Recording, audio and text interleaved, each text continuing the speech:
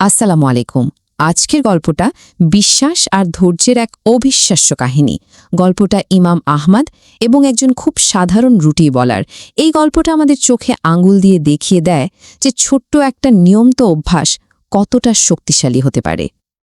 আচ্ছা, একবার ভেবে দেখুন তো, এমন কোনো অভ্যাস কি থাকতে পারে যা আমাদের জীবনের সব চাওয়া পাওয়া পূরণ করে দিতে পারে?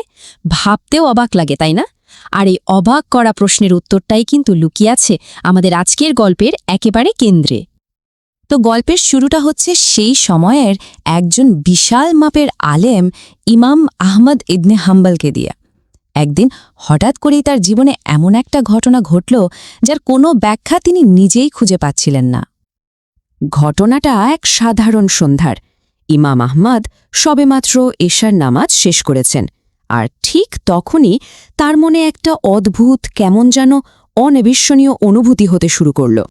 ব্যাপারটা এমন যে তার ভেতরটা যেন কোনো এক অজানা শহরের দিকে তাকে টেনে নিয়ে যাচ্ছিল। কোন শহর, কেন যেতে হবে কিচ্ছু জানেন না তিনি, শুধু একটা তীব্র অনুভূতি যে তাকে যেতেই হবে। সেই ভেতরের টানের কারণে তিনি বেরিয়ে পড়লেন এক লম্বা সফরে। অনেক পথ পেরিয়ে যখন তিনি সেই অচেনা শহরে পৌঁছালেন, তখন মাঝরাত, চারদিকে শুনশান নীরবতা, মাথা গোজার মতো কোনো জায়গায় খুঁজে পাচ্ছিলেন না। তিনি ভাবলেন, চাক, অন্তত মসজিদের বারান্দায় রাতটা কাটিয়ে দেওয়া যাবে। কিন্তু কপাল দেখুন, মসজিদের পাহারাদার তাকে চিনতেই পারল না। এত বড় একজন ইমাম, আর তাকে কিনা একজন সাধারণ আগন্তুক ভেবে থাকতে দেওয়া হল না। আর ঠিক তখনই যখন মনে হচ্ছিল সব পথ বন্ধ, গল্পটা নিল এক নতুন মোড়। এমন এক জায়গা থেকে সাহায্য এলো যা কেউ কল্পনাও করতে পারেনি। আর সেখানে ইমাম আহমদ এমন কিছু সাক্ষী হলেন যা তার পুরো ভাবনাকেই যেন নাড়িয়ে দিল। রাস্তার পাশেই এক রুটিওয়ালা তার দোকানপাট গোছগাছ করছিলেন। ইমামের ক্লান্ত চেহারা দেখে হয়তো তার মায়া হল।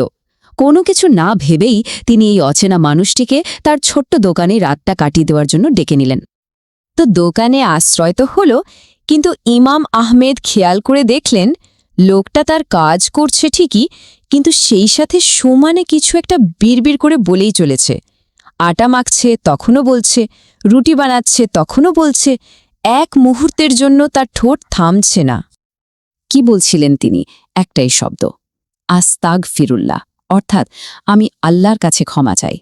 আর এটা শুধু মুখের কথা ছিল না, একদম ভেতর থেকে আসছিল। রুটি বেলার প্রতিটা চাপে, চুল্লিতে দেওয়া প্রতিটা রুটির সাথে যেন তার পুরো অস্তিত্বই ইস্তেগফার করছিল। এটার অভ্যাস নেই, এটা তার জীবনেরই একটা অংশ হয়ে গেছে, প্রতিটা নিঃশ্বাসের মতো। ইমাম আহমেদ তো নিজেই জ্ঞানের সাগর। তিনি এই সাধারণ দেখতে রুটিওয়ালার এমন অসাধারণ একটা অভ্যাস দেখে অবাক হলেন আর ভীষণ কৌতূহলী হয়ে উঠলেন। তার মনে হল এর পিছনের কারণটা তাকে জানতেই হবে। তিনি আর থাকতে না পেরে রুটিওয়ালাকে জিজ্ঞেস করেই ফেললেন, ভাই, আমি অনেকক্ষণ ধরে আপনাকে দেখছি, আপনি তো সব সময় ইস্তিগফার করছেন। এত বছর ধরে যে এই কাজটা করছেন, এর ফলে বিশেষ কিছু কি পেয়েছেন? রুটিওয়ালার উত্তরটা ছিল একেবারে চমকে দেওয়ার মতো। তিনি খুব শান্তভাবে বললেন, এর ফল?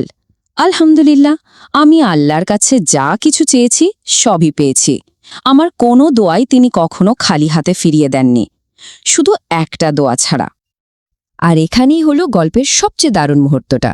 ইমামের সেই রহস্যময় যাত্রা আর রুটিওয়ালার ওই একটা মাত্র অপূর্ণ দোয়া, এই দুটো আলাদা সুতো এবার একসাথে এসে মিলতে চলেছে। দেখা যাক কিভাবে। এই কথা শোনার পর ইমামের কৌতূহল তো আর বাদ মানছে না। তিনি প্রায় সাথে সাথে জিজ্ঞেস করলেন, কোন সেই দোয়া যা এখনো পূরণ হয়নি? রুটিওয়ালা খুব সহজভাবেই জবাব দিলেন, আমার আর এমন কি চাওয়া, শুধু একটাই ইচ্ছে ছিল মনে, জীবনে একবার যদি মহান আলেম ইমাম আহমদ ইবনে হাম্বলের সাথে দেখা করতে পারতাম। বাস, এই একটাই দোয়া আমার এখনো কবুল হয়নি। এই কথাটা শোনার সাথে সাথে ইমাম আহমেদে যেন পুরো দুনিয়াটাই থমকে গেল। তার চোখে পানি চলে এলো। মুহূর্তের মধ্যে তিনি সব বুঝতে পারলেন, কেন তিনি নিজের বাড়ি ছেড়ে কোনো কারণ ছাড়াই এতদূর চলে এসেছেন, কেন তাকে মসজিদ থেকে বের করে দেওয়া হলো। সবকিছুর কারণ এখন তার সামনে পরিষ্কার। তিনি তখন কান্না ভেজা গলায় ওই রুটিওয়ালাকে বললেন, আল্লাহ আকবার, আপনার দোয়া কবুল হয়ে গেছে। আল্লাহ শুধু আপনার দোয়া কবুলই করেননি, বরং সেই দোয়ার টানে আমাকে, এই আহমদ ইবনে হাম্বলকে আপনার দরজা পর্যন্ত টেনে নিয়ে এসেছেন। এই অসাধারণ গল্পটা আমাদের একটাই কথা বারবার মনে করিয়ে দেয়, হয়তো জীবনের সবচেয়ে বড়, সবচেয়ে অসম্ভব মনে হওয়া চাওয়া পাওয়াগুলো পূরণ হয়ে যেতে পারে খুব সাধারণ কিন্তু নিষ্ঠার সাথে ধরে রাখা কোনো একটা অভ্যেসের মাধ্যমে।